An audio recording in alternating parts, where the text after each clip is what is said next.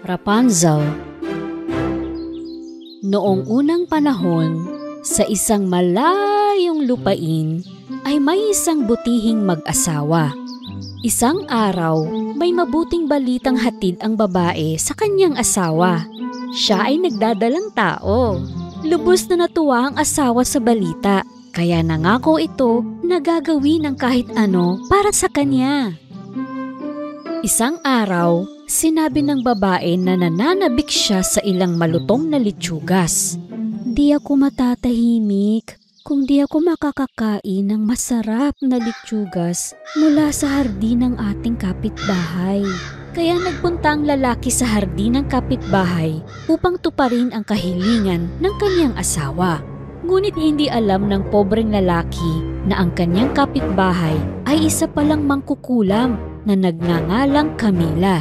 Walang sino mang nakakaalam na ang bruha ay 150 taong gulang na. Upang magmukhang bata, ang maaari lamang hawakan ni Camila ay mga ginintuang bagay. Kaya lahat ng kasangkapan sa bahay ay may ginto. Nilagyan niya ng ginto ang mga plato, kutsara at tinidor, mga garapon, lampara at maging ang inuupuan niya. Lahat ay nababalot ng ginto. Isang gabi, may kumatok sa kanyang pinto. Ito ay ang kapitbahay na humihingi ng ilang litsugas para sa kanyang buntis na asawa. Pinayagan siya ni Camila na kumuha sa hardin ng kahit gaano karaming litsugas. Ngunit sa isang kondisyon. Kung ang iyong anak ay may gininto ang buhok, kukunin ko siya. Hindi alam ng lalaki kung ano ang gagawin, kaya sumang-ayon siya at ipinagdasal na lang na hindi magkaroon ng dilaw na buhok ang magiging anak. Pagkaraan ng ilang araw, ipinanganak ng kanyang asawa ang isang magandang sanggol na babae na may malagintong dilaw na buhok. Pinangalanan nila itong Rapunzel. Parang alam na ni Camila na ang sanggol ay ipapanganak ng may dilaw na buhok. Kaya kinuha niya ang sanggol ayon sa napagkasunduan at inuwi sa kaniyang tahanan. Inalaga ang mabuti ng bruha si Rapunzel.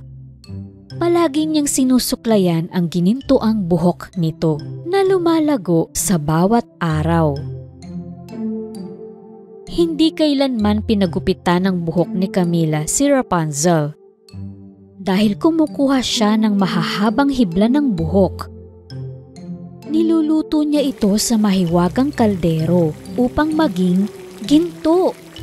Sa aking mahika, ang kanyang mahabang ginintuang buhok ay magiging totoong ginto. Dinala ni Camila si Rapunzel sa kagubatan. Gumamit siya ng mahika upang magtayo ng isang malaki at mataas na tore kung saan magiging ligtas ang buhok ni Rapunzel. Walang hagdan ang tore sa loob o sa labas. Mayroon lamang itong isang maliit na silid na may isang bintana. Mag-isa lamang dito si Rapunzel sa loob ng 18 taon, maliban lang kung bibisitahin siya ni Camila. Kapag bumibisita si Camila, tinatawag niya si Rapunzel mula sa ibaba. Rapunzel! Rapunzel! Ibaba mo na ang iyong ginintuang buhok! Mula sa bintana ay ilaladlad ni Rapunzel ang kanyang mahabang tinirintas na buhok. At doon nangungunyapit si Camila upang makaakyat sa tore.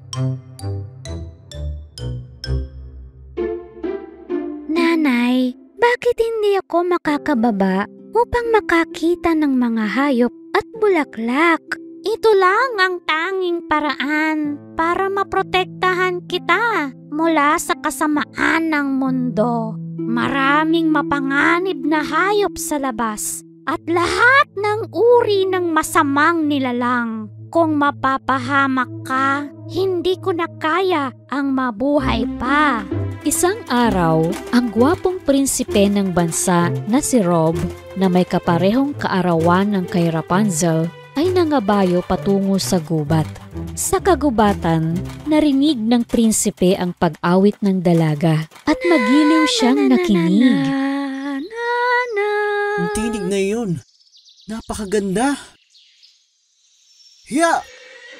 Tinuntun niya ang pinagmumula ng misteryosong boses hanggang sa marating niya ang tore na tinitirhan ni Rapunzel. Nang umawit ang dalaga sa bintana ng tore, agad umibig sa kanya ang prinsipe. Nilibot ng prinsipe ang paligid ng tore, ngunit wala siyang makitang pinto o hagdan. Maya-maya ay dumating si Camilla, kaya't nagtago ang prinsipe sa likod ng mga halaman dahil alam niya na isa itong masamang mangkukulam. Naku po, si Camilla yun ah. Ang mangkukulam? Anong ginagawa niya rito? Rapunzel?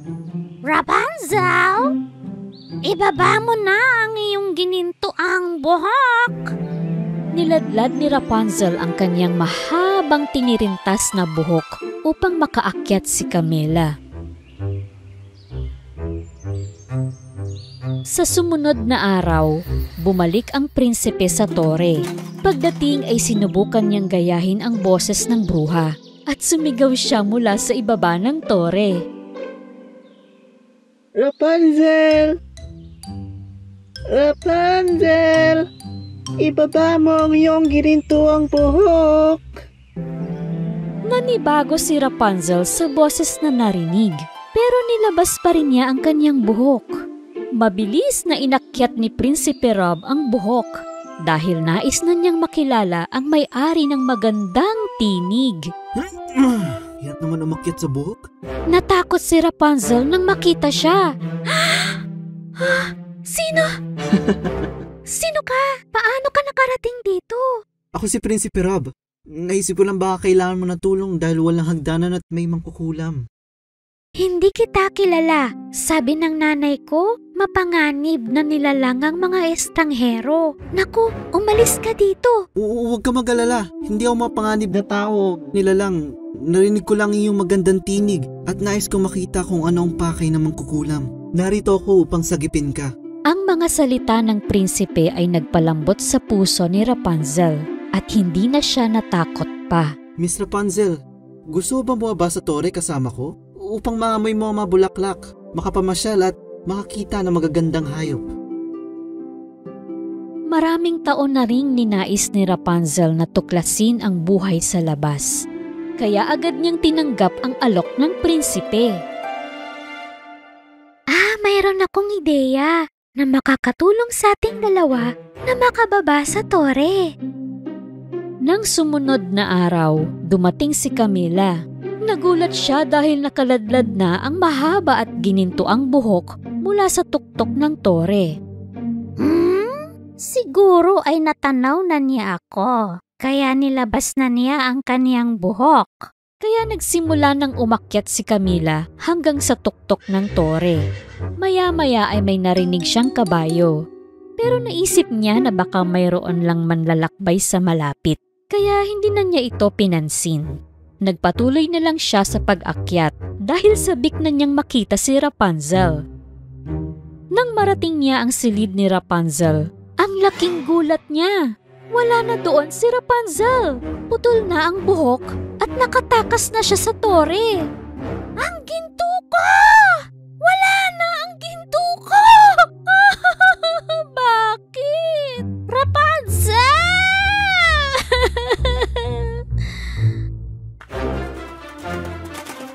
Pinutol ni Rapunzel ang kanyang buhok at itinali ito sa isang bakal sa dingding ng tore. Kaya siya at ang prinsipe ay parehong nakababa ng tore.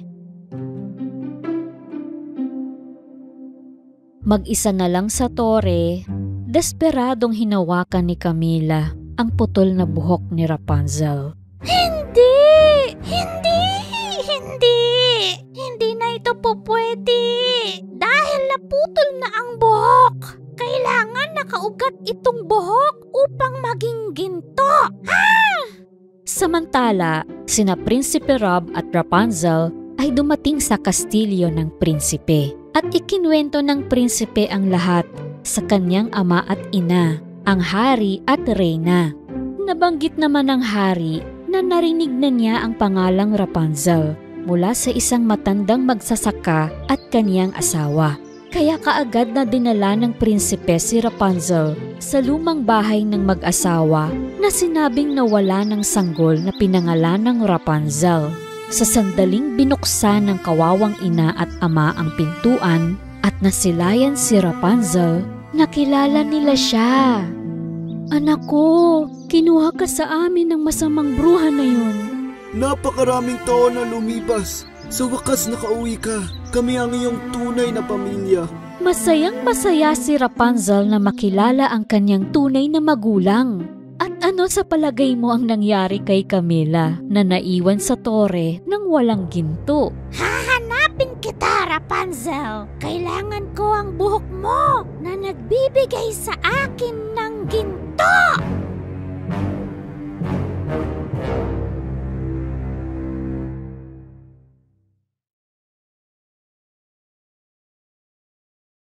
Isang araw, dumating ang kambal na prinsipe ng karatig bansa, sina Tom at John, upang bisitahin ang bansa ni Cinderella. Masayang tinanggap ni Prinsipe Leo ang mga panauhin at nagkaisa sila na magdaos ng isang pagtitipon ng mga mahilig sa yoga. Magsagawa tayo dito ng pinakamalaking yoga party sa mundo at baka dito din natin mahanap ang babaeng para sa atin. Samantala, ang tinuring na kapatid ni Cinderella na si Cassandra ay nagsusuklay ng buhok sa harap ng salamin, habang si Jezebel ay palihim na bibiruin siya. Salamin, salamin sa dingding. Napakapangit mo. Ano? Sa galit ay hinagis ni Cassandra ang suklay, natumba ang salamin at nakita niya si Jezebel. Ikaw? Huwag mo nga akong kausapin. Habang nag-aaway ang magkapatid, isang mensaherong kalapati ang pumasok sa bintana. Oh, may liham sa paa niya. Akin ang sulat na yan! Hindi, akin to. Sa akin siya lumapit. Sa huli ay napunit sa gitna ang papel. Ang kalahati ay hawak ni Cassandra at ang kalahati ay lumipad. Hindi ito nakuha ni Jezebel at nawala. Naku! Lumipad ang papel! Oh, nakasulat dito na sumali sa yoga party, maging aming prinsesa. Ano kaya yung yoga? Tara, mag-usyoso tayo sa palasyo para malaman natin. Pagsapit ng gabi, palihim na pumasok sa palasyo ni Cinderella sina Cassandra at Jezebel. Umiwas sila sa mga gwardya at trabahador ng palasyo at pumasok sila sa kwarto ni Cinderella. Sa sandaling iyon, si Cinderella ay nakaupo sa sahig, nakapikit at humuhuni siya ng Anong ginagawa niya? Ha? Baka kinukulam niya tayo. Kontrahin natin agad. Huwag kang sumigaw. Shh! Habang pinipigilan ni Jezebel ang pagsigaw ng ate Cassandra niya, natalisod siya at natumba sa harap ni Cinderella. Ha? Anong ginagawa niyo dito? Kasi, naglakad kami habang tulog. Nainis si Cinderella sa kanyang mga kapatid. Naglalakad kami sa panaginip. Pagdilat ng mga mata namin, nakarating pala kami dito. Ano naman yung ginagawa mo? Naunawaan agad ni Cinderella kung bakit palihim na pumasok sa palasyo ang kanyang mga kapatid. Ehersisyo sa paghinga yun. Pwede ko kayong turuan ng yoga kung gusto nyo. Magkita tayo sa tabing ilog bukas ng umaga. Kinabukasan, nagkita sila para sa unang leksyon. Binigyan ni Cinderella ang mga kapatid ng aklat na babalansehin sa ulo nila. Gumuhit siya ng tuwid na linya sa lupa. Bilang halimbawa, naglakad siya sa linya habang may libro sa ulo niya. Aha! Ang dali niyan! Kaya ko yan kahit 2 pa ang libro. Nauna si Cassandra na humakbang sa linya. Oops! Nahulog ang libro. Manood ka sa akin maglakad. Hahangaan ako ng mga prinsipe. Pinatong ni Jezebel ang libro sa ulo niya. Isang hakbang, 2 hakbang, hindi nahulog ang libro. Sa 3 hakbang, siya mismo ang bumagsak. Ang magkapatid na hindi pumasa sa leksyon ng paglalakad, susubukan naman ng 2 aralin ng yoga na pangprinsesa, ang leksyon sa mahusay na pagsasalita. Hihinga tayo ng malalim at sasabihin ng Mama Mimi, Mama Mimi ng malakas. Mama, Mama, Mimi, Mimi, Mami mo, Mamaw. At dahil hindi nagsipilyo si Cassandra, mabahong amoy ang lumabas sa kanyang bibig. Yak! Kumain ka ba ng tinapang isda kaninang umaga? Sa sumunod na umaga, nagsuot sila ng pang-ehersisyo na damit. Ang panimulang galaw ng yoga ay ang pagtindig tulad ng puno. Dapat maganda ang postura ng isang prinsesa. Makakamit natin ito sa pagtindig tulad ng puno. Pagdikitin natin ang ating kamay at huminga ng malalim. Dahan-dahang ilabas ang hangin. Habang humihinga ng malalim si Cinderella, nakatulog si Jezebel nang nakatayo. Si Cassandra naman, nilabas ang kanyang dila na tulad sa paghinga ng aso. Siguradong may iibig na sa akin ang prinsipe. Ngayon naman, naupo si Cinderella sa malaking bola at ginawa ang parehong ehersisyo. Kumuha rin ng bola ang magkapatid at napalakas ang pag-upo nila, kaya pumutok ang mga bola. Sa panghuling araw ng yoga na pangprinsesa, magtuturo si Cinderella sa kanila ng pinakamahirap na galaw sa yoga. Kung magagawa nyo ito, makukumpleto nyo ang klase ng Princess Yoga. At kapag natapos na namin ang mga aralin, may magkakagusto na sa akin na prinsipe, di ba? Papakasalan nila tayo, di ba?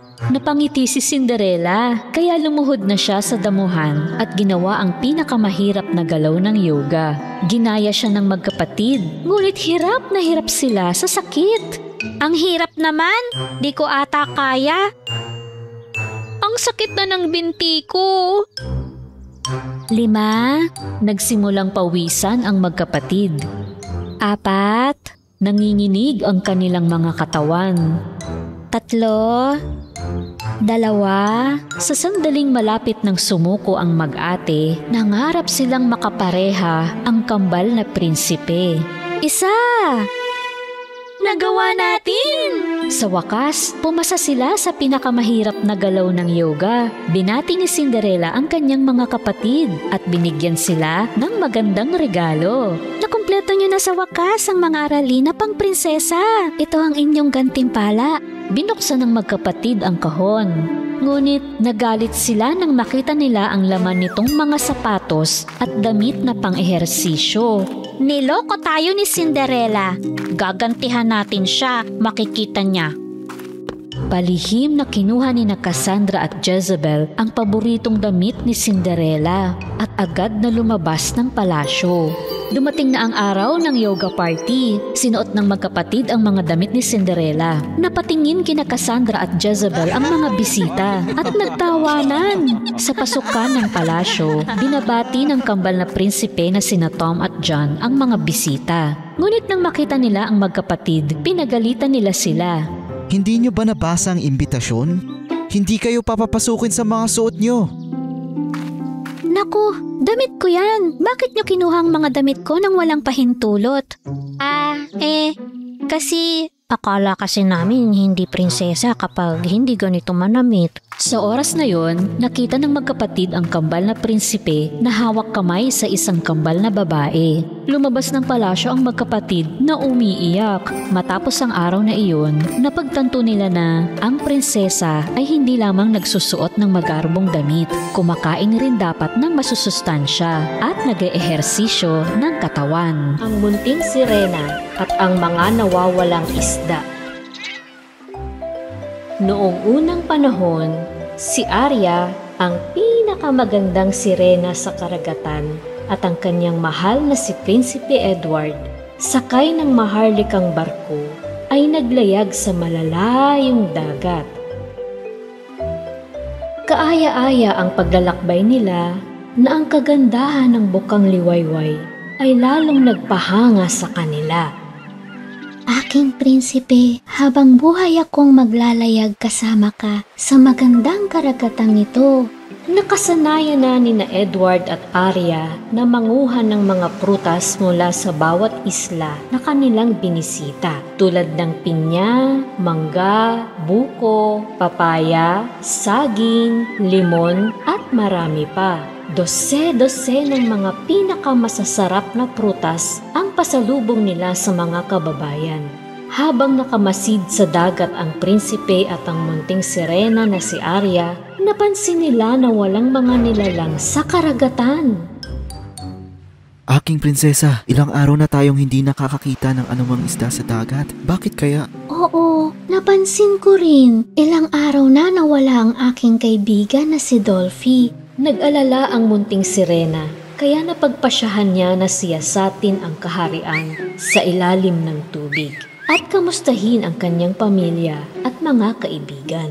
Hinatid siya ni Prinsipe Edward papunta sa unahan ng barko. Nag-aalala talaga si Arya. Aking prinsipe, kung hindi ako makakabalik sa paglubog ng araw, tiyak na may mapanganib na pangyayari.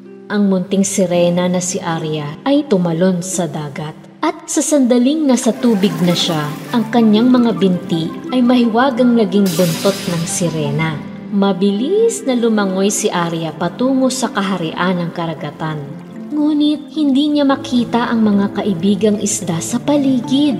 Nakaramdam siya ng sobrang katahimikan. Habang papalapit na siya, tinawag niya ang mga matatalik na kaibigan. Dolphy! Willie! Nasaan kayo? Ngunit walang tumugon. Walang naririnig si Arya maliban sa tunog ng buhangin at tubig.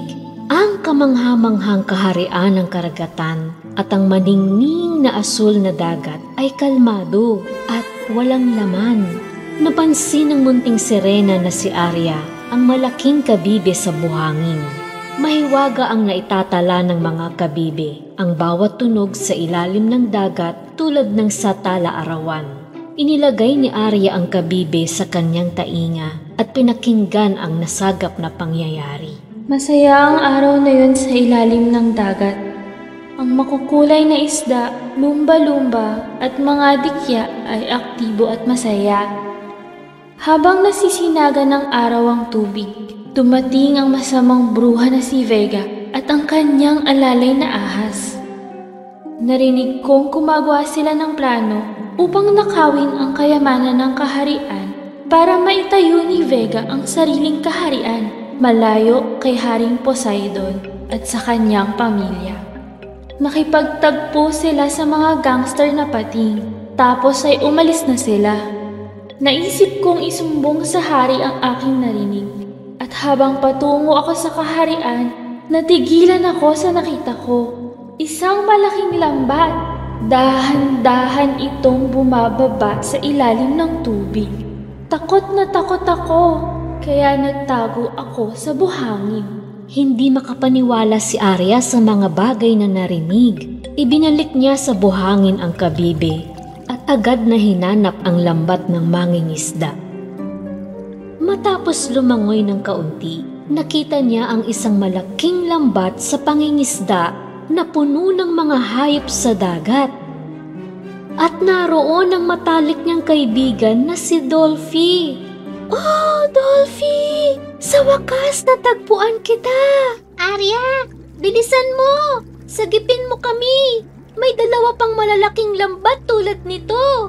Habang nag-iisip ang sirena kung paano sila sasagipin, si Prinsipe Edward ay nababalisa sa paghihintay. Ilang oras na ang lumipas, nag-aalala na ang prinsipe. Kaya inilabas niya ang mahiwagang alabok ng dagat at nilunok ito. Pagkatapos ay tumalon siya sa dagat. Sa sandaling nasa tubig na siya, ang mga binti ng prinsipe ay naging buntot ng isda. At pagkatapos ay lumangoy siya ng buong lakas upang hanapin si Arya. Samantala, sinusubukan ng munting sirena na paglapitin ang 3 malalaking lambat ng pangingisda at napansin niya na si Vega at si Snake ay nahuli rin ng lambat ng mangingisda. Vega? Snake? Paano kayo nahuli ng lambat na ito? Di ako makapaniwala. Ano ang ginagawa mo sa ilalim ng tubig? Akala ko ba umalis ka? Naparito ako upang iligtas ang mga kaibigan kong isda. Iligtas kami? Ikaw? Anong sabi niya? Ililigtas niya tayo? Sabi niya Bingi ka ba? Naipit ang mga galamay mo, Vega. Hindi ka makakalpas dyan ng walang tulong. Yun ang akala mo. Mayabang ang masamang bruha ng dagat at sinubukan niyang pumiglas. Ngunit wala namang nangyari. Snake! Tumulong ka! Hinahin mo ang pang-4 kong galamay. Aba, Gamitin mo pareho ang iyong ulo, engot. subalit hindi ko kaya, kamahalan. Vega, tumigil ka na. Pinapalala mo pa eh. Habang kausap ng sirena si Vega, ang mga mangingisda ay naghagis ng isa pang lambat mula sa itaas. At sa kasamaang palad, hindi napansin ng sirena ang lambat na pababa. Naku, nahuli ako. Dapat sana ay naging mas maingat ako. Paano yan? Huwag kang kumalaw, Arya. Dahil masihigpit yan. Una akong makakaalis dito at sisirain ko ang kaharian nyo. Habang nagpupumiglas si Arya sa lambat, dumating si Prinsipe Edward. Edward! Edward! Dumating ka! Gamit ang kanyang punyal, inalpasan ng magiting na prinsipe ang munting sirena mula sa lambat. Dapat natin pigilan ng mga pirata. Bilisan natin bago sila makapaghagis uli ng lambat. Konting tiis na lang. Ililigtas namin kayo. Sinunda ng sirena ang lubid ng lambat at mabilis na lumangoy na nahihirapan si Prinsipe Edward na sabayan siya. Kailangan nilang marating ang barko ng mga mangingisdang pirata bago sila mahuli ng isa pang lambat. Narating ni Arya ang ibabaw ng tubig at sinigawan ang mga mangingisda. Hoy! Mga pirata! Hindi tama ang ginagawa nyo. Mayroong libo-libong mga nilalang dagat na nakatira sa ibaba. Hindi nyo sila dapat saktan. Hindi pinansin ng mga mangingisdang pirata si Arya at naghagis pa rin ng isa pang lambat sa karagatan. Kaya pinagdikit ni Arya ang mga palad at sa kanyang kapangyarihan ay inangat siya ng tubig paitaas sa langit. Uy, isang sirena! Magkahalong takot at pagkamangha ang nadama ng mga pirata nang makita nila ang sirena. Tignan nyo, nakalutang siya para siya lumilipad. Ang mahiwagang kapangyarihan ni Arya sa karagatan ay lumikha ng malalaking alon at malalakas na hangin upang itaboy ang barko ng mga mangingisdang pirata palayo sa kanilang mga lambat at sa kaharian ng karagatan. Hawak na mabuti! Kapit! Mabilis na pinutol ni Prinsipe Edward ang lubid ng mga lambat at ang mga nilalang sa ilalim ng dagat ay napalaya. Siyempre, may ilang mga masasamang nilalang na di man lang nagpasalamat sa prinsipe at kay Arya. Nakalaya man, naiinis si Vega na ang sirenang si Arya ang siyang nagligtas sa kanya. Kamahalan! Niligtas tayo ng munting sirena, diba? Naligtas nga niya tayo, Snake. Ngunit hindi nito mababago ang misyon ko. Sisirain ko pa rin ang kaharian na yun. At lahat ng kayamanan ay magiging akin. Ang mga kaibigang isda ng munting sirena ay nagpasalamat sa kanya at sa prinsipe sa pagliligtas sa kanila. Huwag kayong mag-alala. Palagi kaming magiging tagapagtanggol nyo. Nangako naman ng mga nilalang sa dagat na poprotektahan nila ang barko ni na Arya at Edward. At muli, malaya na silang nakakalangoy sa malalim na asul na tubig. Salamat sa mabuting puso at tapang ni Arya at ng prinsipe. Ang kapayapaan ay namuno sa kaharian ng karagatan at sa buong mundo. At namuhay silang maligaya.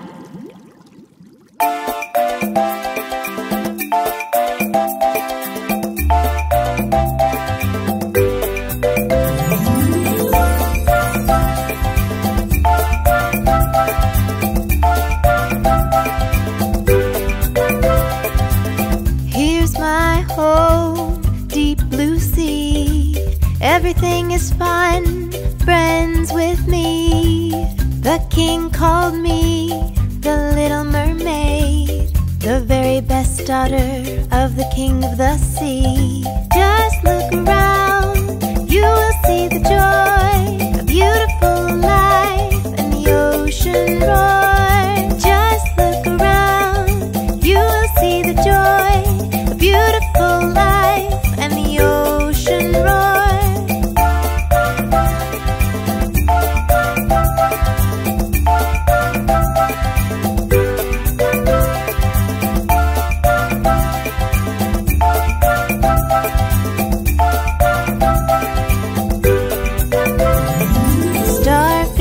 Octopus and dolphins are all around.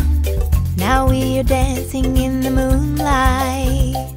The deep blue sea is my safe place, where my family is hidden from the waves. Just look around, you will see the happiness. We are all together and life sparkles. Just look around, you will see the happiness. Together and life sparkles.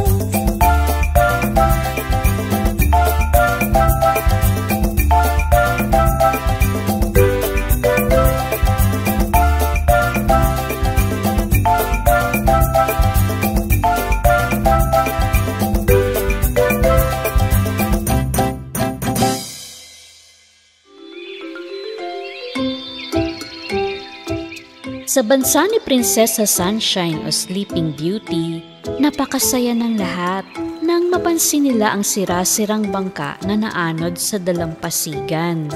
Nag-alala si Sunshine sa sinapit nito. Lumapit siya para malaman kung may tao sa bangka, pero wala siyang nakita. Ngunit nang iangat niya ang sirang piraso ng bangka, nakita niya na may sugatang babae sa ilalim. Humawak ka sa akin. Halos hindi makagalaw ang sugatang dalaga, pero ligtas na siya. Salamat kay Sunshine. Salamat. Anong nangyari sa'yo at taga saan ka? Galing ako sa malayo. Ang totoo, isa akong prinsesa. Pero isang bruha ang umagaw sa kaharian ko. Habang naglalaban kami, sinumpa niya ako at napunta ako sa gitna ng dagat. Tapos nasira ang bangka ko. Paano na ako makakauwi? Huwag kang mag-alala, maaayos natin ang bangka. Pero paano natin ito magagawa? Sa tulong ng mga kaibigan kong prinsesa. At sinama ni Sunshine ng dalaga sa kanyang palasyo. Habang kumakain ng dalaga, unang pinuntahan ni Sunshine si Cinderella para humingi ng tulong. Isa sa mababait na prinsesa na kilala niya. Nang malaman ni Cinderella ang nangyari, nagbigay siya ng ilang tabla na gawa sa espesyal na puno at dagta na pangdikit. Tuwang-tuwa si Sunshine. Tapos ay pinuntahan niya si Rapunzel. Nang ikwento niya ang sitwasyon ng dalaga, nagbigay si Rapunzel ng bungkos ng kanyang buhok. Ito ang pinakamatibay na buhok sa mundo. Patitibayin nito ang mga layag at lubid ng bangka. Masayang tinanggap niya ito at nagpunta na siya kay Snow White. Nabagbag si Snow White na nawasak ang bangka, kaya nagbigay siya ng magic compass na hugis mansanas. Sa pamamagitan nito, hindi kailanman maliligaw ang bangka at makakarating ng ligtas sa patutunguhan nito, anuman ang mangyari. Panghuling pinuntahan niya ang sirenang si Arya. Binigyan siya ni Arya ng mga mahiwagang kabibi Nasa pamamagitan nito, ang bangka ay makakatakas mula sa mga halimaw ng dagat at sa mapanganib na alon. Kinabukasan, kinumpuni ni Sleeping Beauty ang bangka. Mas matibay na ito dahil sa mga materyales na nakolekta niya. Kaya napaiyak sa tuwa ang dalaga. May natira pa sa buhok ni Rapunzel. Dalhin mo na. Matutulungan ka nito sa hindi inaasahang pagkakataon. Nagpasalamat ang dalaga kay Sleeping Beauty at agad na naglayag. Ngunit makalipas ang ilang sandali, nagsimulang kumidlat ang kalangitan at naharap siya sa malakas na bagyo. Pero salamat sa kompas, hindi siya naligaw ng landas. Bukod pa rito, ang kanyang paglalayag ay naging ligtas. Maya-maya, isang kakilakilabot na halimaw ng dagat ang nagtangkang palubugin ng bangka. Sa kabutihang palad, ang mga kabibi ang nagprotekta sa bangka mula sa halimaw. Malalaking alon naman ang dumating, ngunit hindi nito nasira ang bangka. Salamat sa matitibay na kahoy nito. Nang tumapak ang dalaga sa lupa ng kanyang bansa, hinihintay siya roon ng bruhang reyna. Hindi ko akalain na makakayanan mo ang lahat, pero huli na. Ako na ang reyna. Mas malakas na ako kesa sa akala mo, masamang bruha. Gumawa ng mapaminsalang bola ang bruha at hinagis ito sa dalaga. Ngunit nabago ang direksyon ng bola nang ilabas niya sa bulsa niya ang magic compass. Kaya naiwang walang sanggalang ang bruha. Agad na tinalian ng dalaga ang bruha gamit ang matibay na buhok ni Rapunzel at itinatapon niya ang bruha sa kulungan. Ngayong mas malakas at mas makapangyarihan na siya, handa na ang dalaga na bawiin ang trono at mamahala sa kanyang bansa ng may kabutihan at kagalakan. Siyempre, hindi niya nakalimutan ang tulong na ibinigay sa kanya ng mga prinsesa. Kinabukasan, sumulat siya sa kanila ng liham ng pasasalamat dahil ang pagtutulungan ang pinakamahalagang susi para madaig ang lahat ng paghihirap. Sa lupain ni Prinsesa Sunshine na ilang taon nang natutulog, may isang masamang itim na diwata. Namumuhay siya sa kanyang madilim na kastilyo kasama ang nag-iisang kaibigan niyang si Bat Blackie. Isang araw, nang tumingin ng itim na diwata sa kanyang mahiwagang singsing, nakita niya ang natutulog na kagandahan na si Sunshine na nagising ng isang matapang na prinsipe. Galit na galit ang itim na diwata na nabalot siya ng berdeng apoy. Kalma lang, Black Fairy. Hindi ito ang oras na kumilos dahil sa galit. Pagsisisihan ni Sunshine na minulat niya ang kanyang mga mata. Sa kabilang banda, niregaluhan ng prinsipe si Sunshine ng isang puting kabayo. Ang unicorn na ito, na pinangalanan nilang Luna, ay mayroong mahiwagang pakpak. Sumakay agad ang prinsesa kay Luna at lumipad sila sa langit. Oh, ang saya-saya! Mataas pa, Luna! Mas mataas pa! Sa nakitang kaligayahan ni Sunshine, galit na galit ang itim na diwata. Uminahon ka, kamahalan. Matatag ka, di ba? Kahit noong bata pa si Black Fairy, mahilig siyang manakit ng mabubuting diwata. Nambabato siya ng putik at pinagtatawanan ng buhok ng iba. Ang pangit ng buhok mo! Parang sungay ng usa! Isang araw, nang sumpain niya si Fairy Hyacinth, nasira ang mga pakpak nito. Pumunta kaagad si Fairy Hyacinth sa hari at nireklamo si Black Fairy. Sobra na, mga kawal! Hulihin ang itim na diwata kahit pa sa pinakamalayo, pinakatahimik at pinakaliblib ng kagubatan. Kaya napag-isa ang itim na diwata sa liblib ng kagubatan bilang parusa.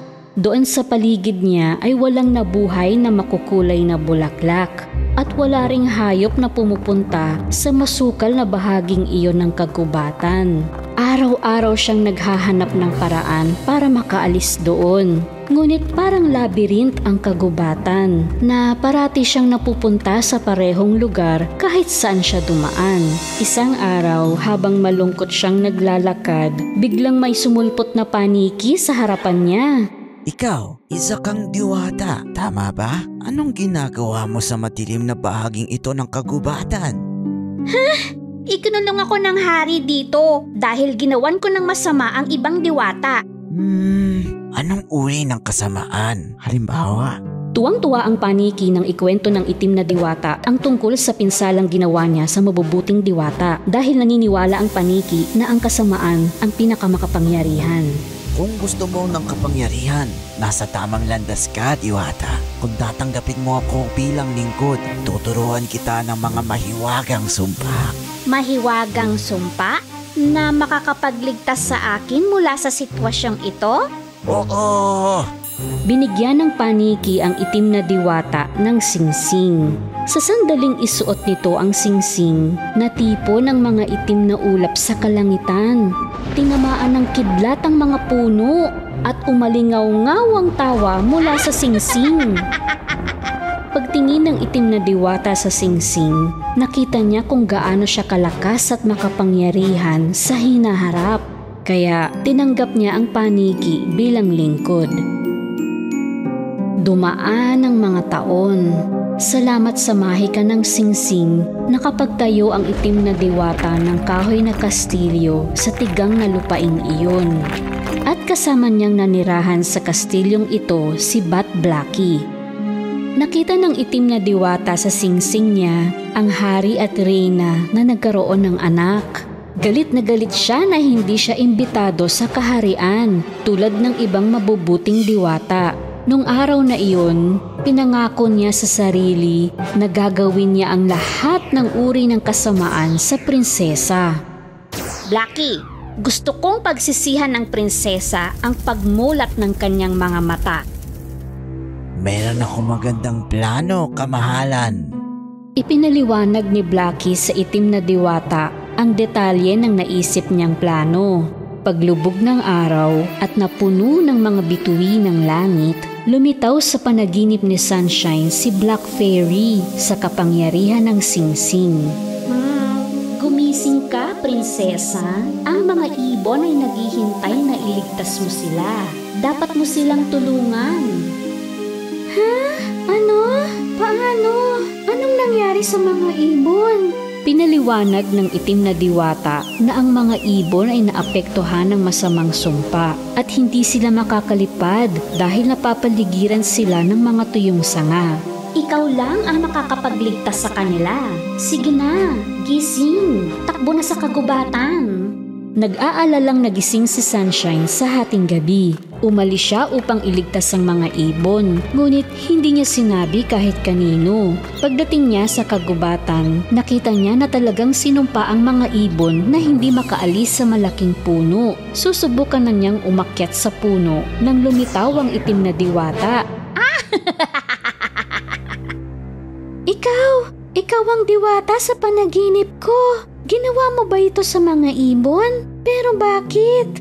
Kung hindi ka papasok sa guwang ng puno, hindi na muling makakaawit o makakalipad ang mga ibon. Pumayag si Sunshine upang mailigtas ang mga ibon. Ngunit sa sandaling pumasok siya sa guwang, tumubo ang mga sanga ng puno at nakulong ang prinsesa sa loob. Ginawa ko ang hiniling mo. Palayain mo ang mga ibon. Ibon? Anong ibon?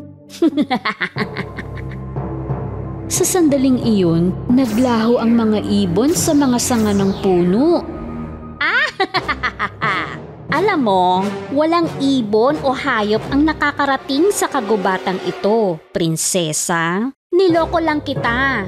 Ikaw lang ang mag-isang mananatili dito, magpakailanman. Hindi alam ni Sunshine ang gagawin sa masamang bitag na ito ng itim na diwata. Kahit na anong pilit niya, hindi siya makalabas sa punong iyon. Pagsapit ng umaga, hindi mahanap ng prinsipe si Sunshine kahit saan at natataranta na siya. Nang makita siya na nag-aalala, lumapit sa kanya si Luna. Sumakay ka sa akin. Mahahanap natin si Sunshine. Susundan ko ang pabango niya. Lumipad si Luna sa mahiwagang kagubatan sa kanyang maringal na mga pakpak. Nang maamoy niya ang prinsesa, agad siyang lumapag sa lupa. Nakakatakot ang katahimikan at kadiliman ng gubat.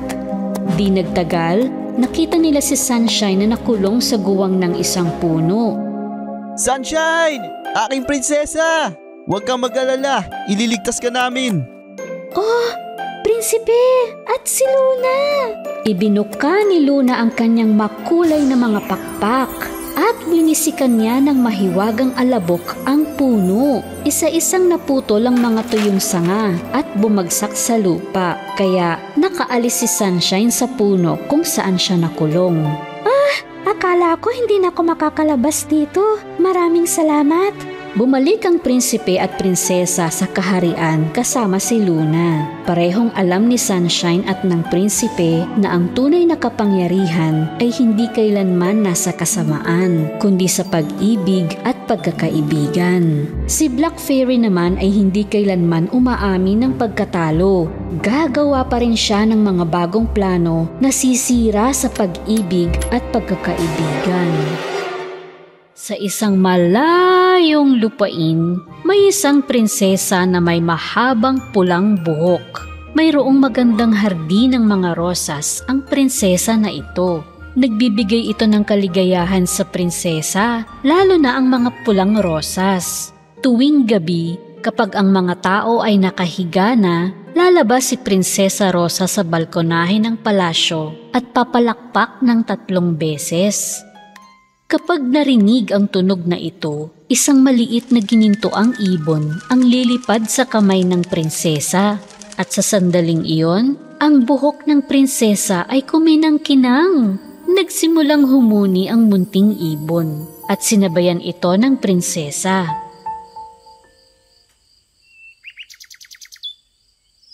Sa kanyang magandang tinig, umawit siya ng oyayi.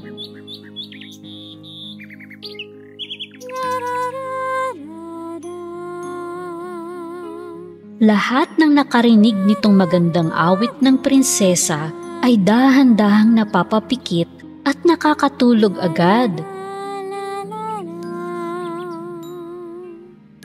Managinip ng maganda, mahal kong mga kababayan. Lumilipas ang mga gabi ng mapayapa, salamat sa prinsesa ng mga rosas. Isang araw, isang mangkukulam na may matulis na sombrero ang nag-ikot sa palasyo ni Prinsesa Rosa, sakay ng lumilipad na walis.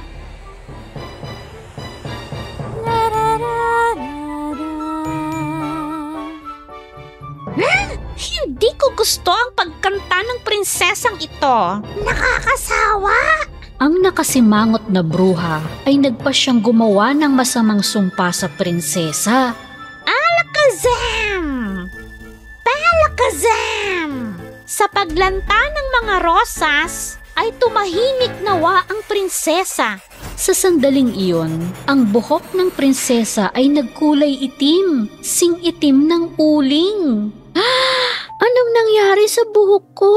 Naging kulay itim at oras na ng pagtulog. Ang prinsesa na may itim na buhok ay lumabas sa balkonahe upang awitan ng mga mamamayan. Pumalakpak siya ng 3 beses. Lumipad uli ang ginintoang ibon at dumapo sa kanyang kamay.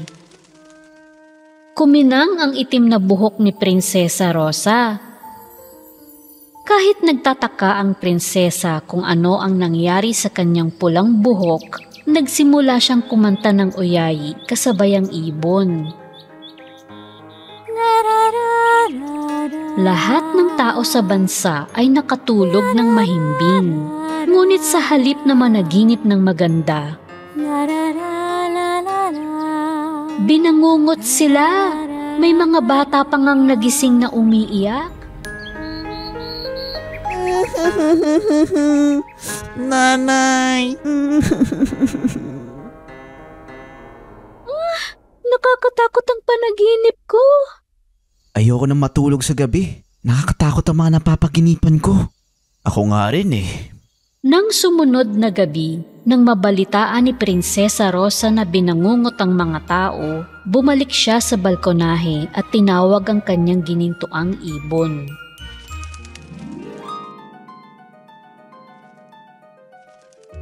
Aking munting ibon, ayoko nang bangungutin ng mga tao. Tulungan mo akong pagandahin ang panaginip nila bago mag-umaga. Mapangiti nawa ng mga rosas ang kanilang buhok. Tweet, tweet, tweet. Mapangiti nawa ng mga rosas ang iyong buhok. Tweet, tweet, tweet, tweet, tweet, tweet.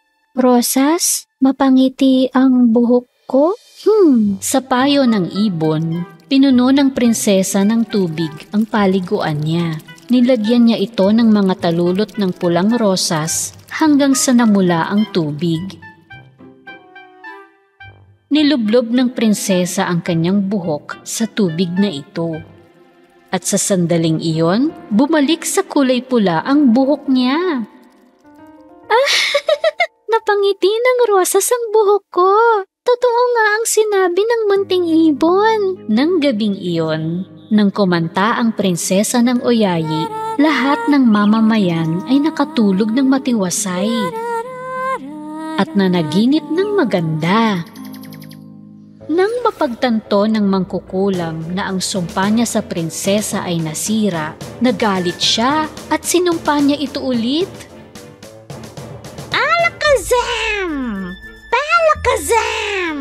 Sa paglanta ng mga rosas ay tumahimik nawa ang prinsesa. Pagkatapos ay sinumpa niyang lahat ang mga rosas sa bansa at umalis na.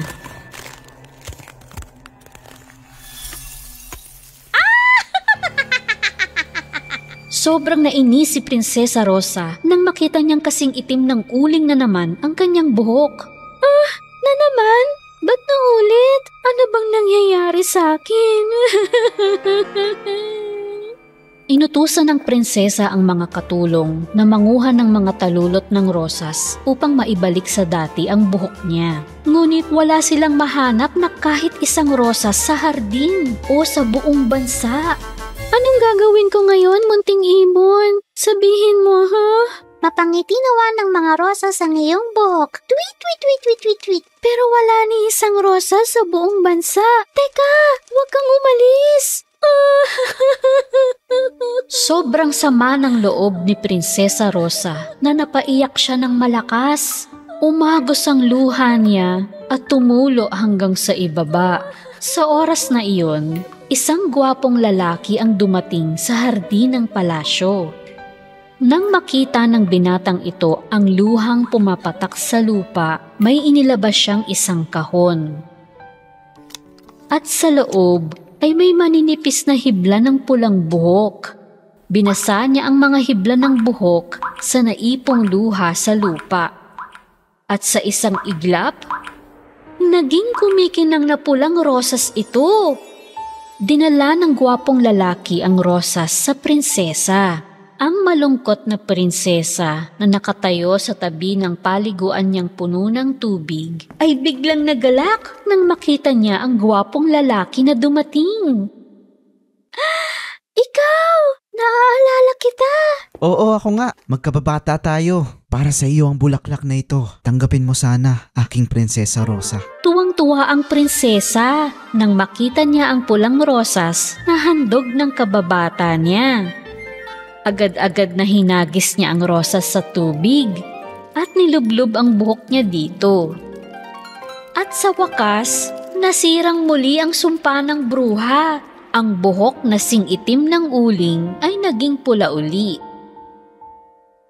Sa nakitang kaligayahan ng anak na babae, ang hari ay nag-usisa.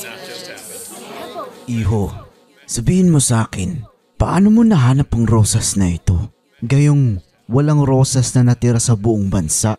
Nabuo ang rosas na ito nang mabasa ng luha ng ating prinsesa, ang hibla ng kanyang buhok na iningatan ko mula pagkabata. Mahal kong hari, wala pong katapusan ng katapatan ko. Tama po, Ama. Tingnan mo, ako rin ay may naitagong mga hibla ng buhok niya sa kahong ito. Humanga ang hari sa pinamalas na katapatan ng prinsesa at ng binata. Kaya naman, si Prinsesa Rosa at ang kanyang gwapong kababata ay ikinasal kinabukasan. Nang malaman ng bruha na ang sumpa niya ay nasira sa kapangyarihan ng pag-ibig, napagtanto niya na hindi siya magwawagi. Kaya lumipad na lang siya patungo sa lupain na malayong malayo. Sa isang malayong bansa, may magkapatid na babae na kilala sa kanilang kayabangan at sa pagiging mga inggitera. Sobrang naiinggit sila sa kapatid nilang si Beauty. Walang bagay na hindi nila gagawin upang magkaroon din ng kagandahan at kaligayahan. Noong araw na iyon, habang naghahanda ang magkapatid para sa pupuntahan nilang piano recital ni Beauty, nagsimula na naman silang magtalo. Ano ba? Bakit mo ba kinuha na naman yung suklay ko? Ha? Una sa lahat, hindi ito sa'yo. Kay Beauty kaya. At pangalawa, kahit isuklay mo ito, hindi pa rin gaganda yung buhok mo. At nang mabali ang suklay, wala na silang pag-aawayan. Kaya nagplano na lang ang magkapatid ng ikakagalit ni Beauty. Samantala, ang mangkukulam na si Rosa na nakatira sa isang malaking kastilyo ay tinitingnan sa salamin ang pangit niyang mukha. Bigla niyang tinapon ang hawak ng mga tuyong rosas. Hindi na sila gumagana. Pangit na ako magpakailanman. Noong batang mangkukulam pa si Rosa, pinagtatawanan ng lahat ang kanyang kapangitan. Marami siyang sinubukang mga sumpa at mahika, ngunit walang tumalab sa kanya. Isang araw, nagdidikdik siya ng mga rosas na galing sa kanyang hardin. Gumagawa siya ng pabango upang maalis ang di kanais-nais niyang amoy. Nang bumangga sa kanya ang tumatakbong pusa na si Murmur, tumapon tuloy sa ulo niya ang mangkok ng dinurog na rosas. Sa sandaling iyon, ang malalaking nunal sa kanyang mukha ay nawala. Ang buhaghag niyang buhok ay naging malasutla. Ha? Ang ilong ko, ang buhok ko, ang kamay ko. Gumanda ako! Mirmir, tingnan mo! Ang ganda ko na ngayon! Sa wakas, nakahanap ng paraan si Rosa para maging maganda. Paggising niya tuwing umaga ay ginagawa na niya ito.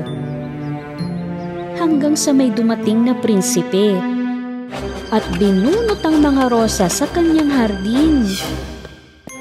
Habang tinatakpan ni Rosa ang kanyang salamin, may narinig siyang kaluskos. Eto palang magkapatid na sina Barbara at Bianca ay basta na lang pumasok sa kastilyo. Ito po ba ang kastilyo ni Witch Rosa? Hoy! May tao ba dyan?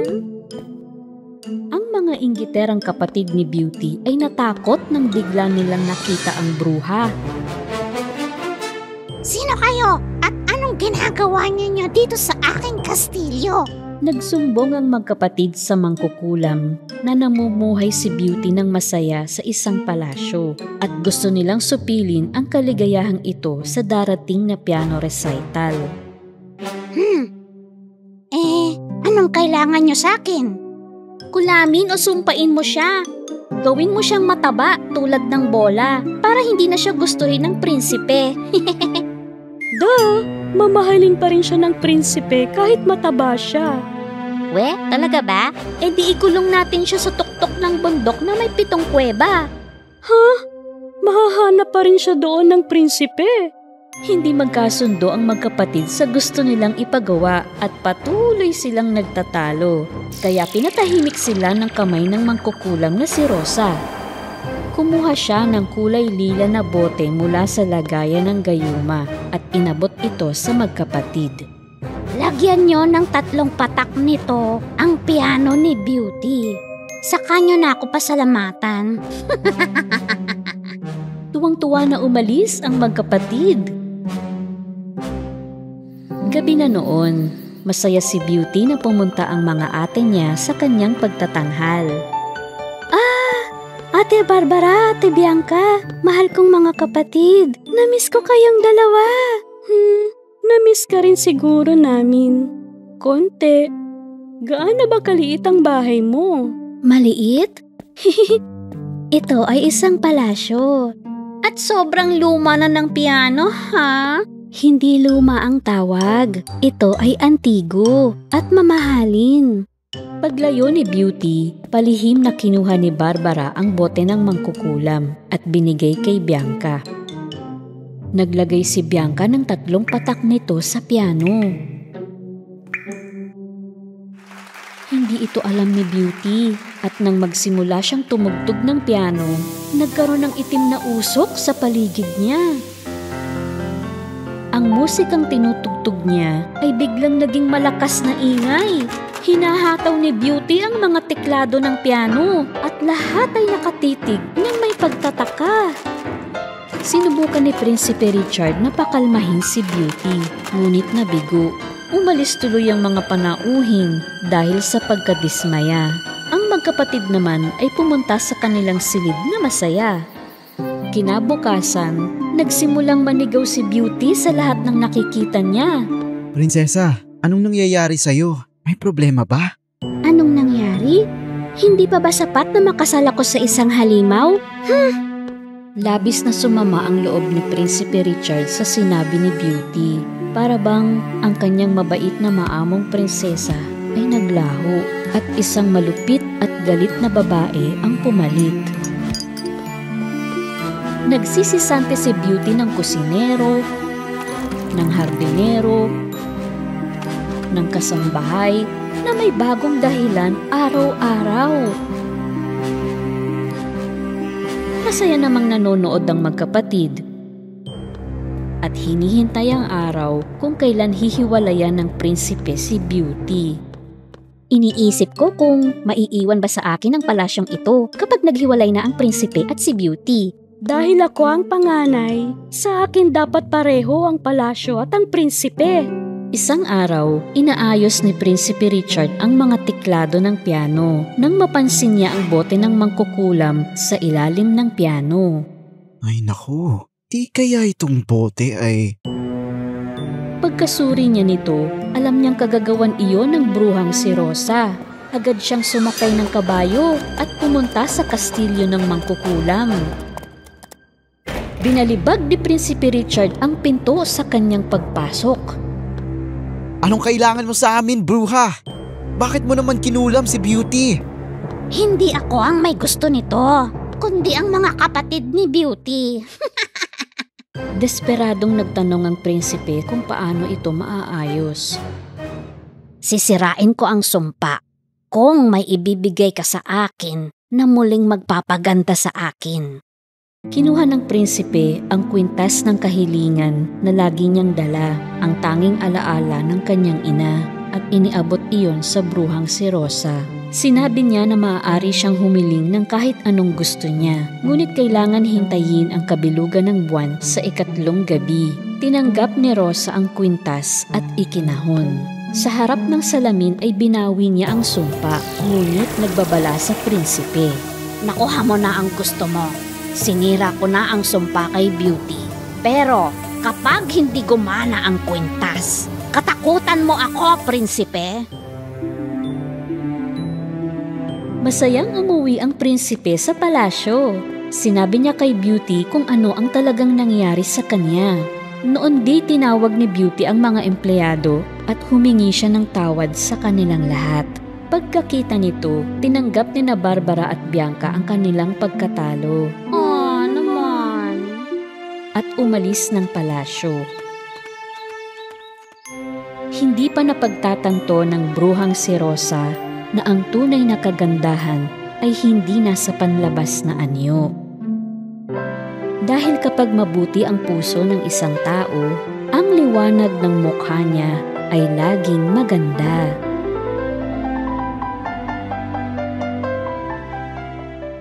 Cinderella, ang masamang diwata. Noong unang panahon, sa isang malayong lupain, ay may isang prinsesa na ang pangalan ay Cinderella. Kinasal si Cinderella sa isang gwapong Prinsipe Leo. Masaya silang naninirahan sa isang malaking kastilyo. Samantala, sa dating bahay ni Cinderella, ang kanyang madrasta na si Lady Puffy at ang dalawang anak nito ay nababalot sa inggit. Ay, kung ako ang nakatira doon sa kastilyo, malamang palagi akong nasa sayawan. Malamang laging masarap ang pagkain ko doon sa kastilyo. Maging ang pusa na si Papu ay nangangarap ng isang marangyang buhay sa kastilyo. Sa sobrang galit ni Lady Puffy, ay tinapon niya ang mga gamit ni Cinderella sa bintana ng attic.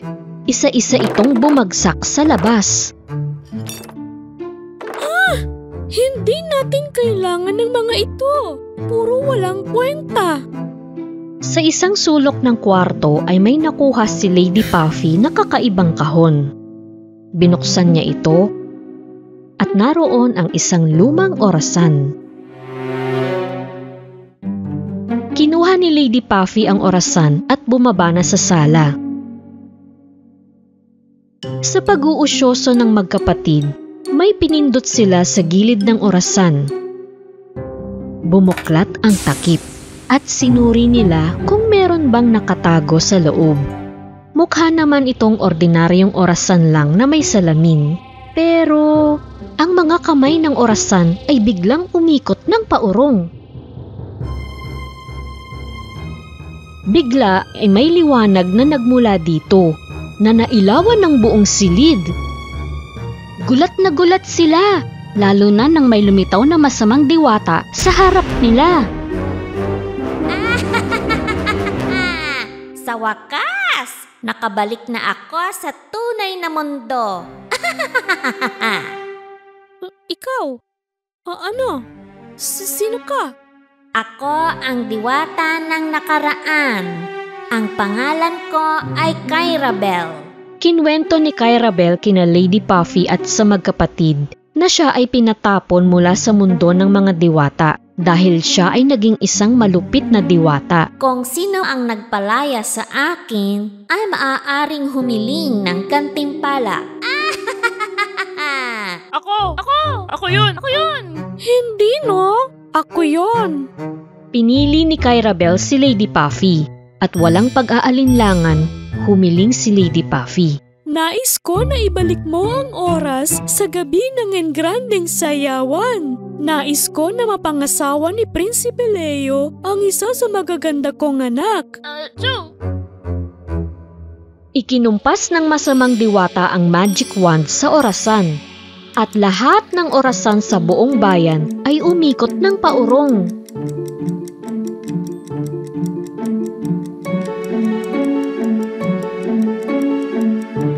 Nang mangyari yun, biglang natagpuan ni Cinderella ang sarili niya sa nakaraan, sa gabi na ikinasal siya sa prinsipe. Umurong muli ang oras noong siya ay nasa mansyon na itinayo para sa kristal na sapatos. Noong pinasok niya ang mansyon. At bumalik na naman siya sa nakaraan noong ikulong siya sa bahay upang sila ang magsukat ng kristal na sapatos. Noong natagpuan ni Prinsipe Leo ang kristal na sapatos. At muli, tumungtong ng 12:00 ang orasan. Naganap muli ang sayawan. Nang tumungo si Cinderella sa palasyo, sakay ng karwaheng hugis kalabasa. Patuloy na umurong ang oras. Hanggang sa natagpuan ni Cinderella ang sarili sa ilalim ng puno ng hazelnut, kasama sina Cheddar at Mozzarella, at nagpakita muli ang diwatang si Leah Bell.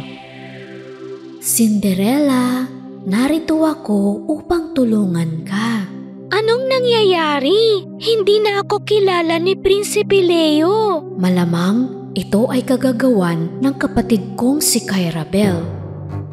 Ikinwento ni Liabel ang tungkol sa mahiwagang kahon sa mundo ng mga diwata. Mahigpit na ipinagbabawal ang pagbukas sa kahon. Ngunit binuksan pa rin ito ni Kyrabel. Hindi! Bilang parusa, ikinulong si Kyrabel sa loob ng lumang orasan. Lumipas ang mahabang panahon, napalaya siya ni Lady Puffy. Ipinakita niya kay Cinderella na magkakasama na sina Kyrabel, Lady Puffy at ang magkapatid. Malagim ang kahilingan ni Lady Puffy kay Kyrabel. Upang malunasan ito, kailangan natin maikulong siya muli sa loob ng lumang orasan na iyon. Pero paano? Sina Liabel, Cinderella at kanilang mga munting kaibigan ay nagsimulang magplano. Umurong pa uli ng ilang araw. Ang embahador ng palasyo ay nag-anunsyo muli tungkol sa engrandeng sayawan. Pero sa pagkakataon na ito, hindi sinabi ni Cassandra at Jezebel ang tungkol sa sayawan. Pasikreto lang silang nagsukat ng mga damit. Kinabukasan, upang mapigilan si Cinderella sa pagpunta sa sayawan, kinulong siya ni Lady Puffy sa attic at umalis kasama ang mga anak na walang sinasabi tungkol sa okasyon. Bago pumasok sa bulwagan, nagpakita si Kyrabel sa tatlo. Ikinumpas niya ang magic wand at naglagay siya ng gayuma kay Cassandra. Sa sandali na pumasok si Cassandra sa bulwagan, nakuha niya ang pansin ni Prinsipe Leo salamat sa gayuma.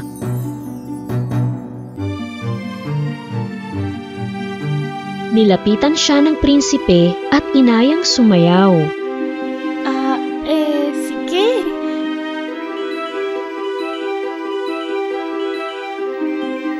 Samantala, nakakulong pa rin sa attic sina Cinderella at mga munting kaibigan. Hinihintay nila ang butihing diwata. Dumapo sa bintana ang puting kalapati, tangan ang lumang orasan kung saan nakabilanggo dati si Kyrabel.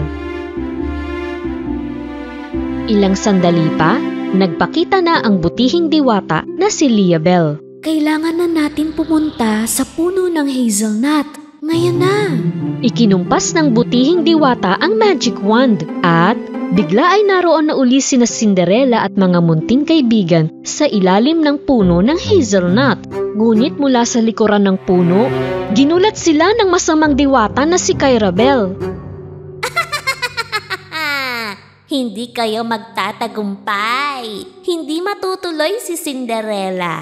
At ngayon, ikaw naman ang mabibilanggo sa orasan, Liabel? Pinatamaan ng masamang diwata si Liabel ng kanyang itim na kapangyarihan. Pero lumaban si Liabel gamit ang magic wand. Nagtago ang kalapati at mga daga sa likod ni Cinderella dahil matindi ang labanan. Lumakas ng lumakas ang magic wand ni Liabel. At sa huli ay natalo ang masamang diwata at bumagsak siya sa lupa. Cinderella, ang orasan! Buksan mo ang orasan! Dali! Huwag! Pakiusap! Ayoko nang mabilanggo ulit dyan sa orasan. Mabilis na binuksan ni Cinderella ang orasan. Unti-unting hinigop ng lumang orasan ang masamang diwata. Lahat ng orasan sa buong bayan ay nagsimula ng gumalaw ng tama. Pero syempre, hindi pa dito nagtatapos ang kwento. Naku, mahuhuli na ako sa sayawan, Liabel! Sa mahika ng butihing diwata, naging maganda ang gayak ni Cinderella. Suot niya uli ang kanyang sikat na kristal na sapatos. At sa isa pang pagmamahika, ang kalapati ay ginawa niyang higanting ibon. Hindi nag-aksaya ng oras si Cinderella. Kaagad silang sumakay sa higanting kalapati at lumipad na patungong palasyo.